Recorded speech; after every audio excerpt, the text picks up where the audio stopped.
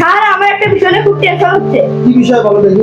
আমি বাংলাদেশের প্রথম 7টি নিরক্ষর মুক্ত জেলার নাম মনে রাখতে পারতেছি না।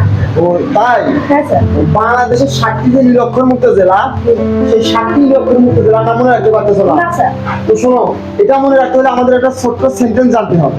সেই সেন্টেন্সটা কি দেখো, সিরাজ চুমা লাগা।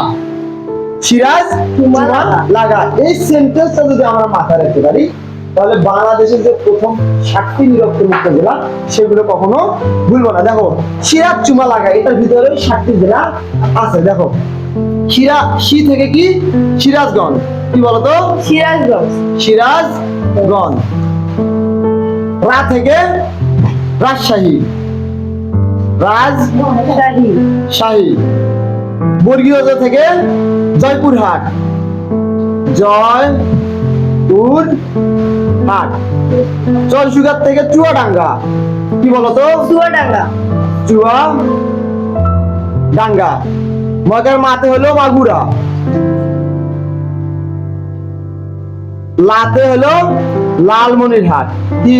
লালমনিরহাট। লালমনিরহাট। হাট। আর গোয়াকার থেকে হলো গাইবান্ধা। গাইবান্ধা। বুঝছো না বিষয়টা?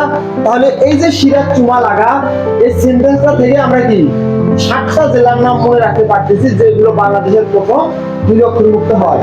দেখো সি থেকে সিরাজগঞ্জ, রা থেকে রাজশাহী, বর্গীয় জ থেকে জয়পুরহাট, চু থেকে চুয়াডাঙ্গা, মা থেকে মাগুরা, লা থেকে লালমনিরহাট, আর গা থেকে গাইবান্ধা। এইভাবে পড়লে কি আপনি কখনো ভুলে যাবা? না স্যার। আজকে কি ভুলবা বলো তো এই পড়া থেকে? না স্যার। তোমরা যদি কেউ ভুলে যাও তাহলে কমেন্ট করে জানাবা।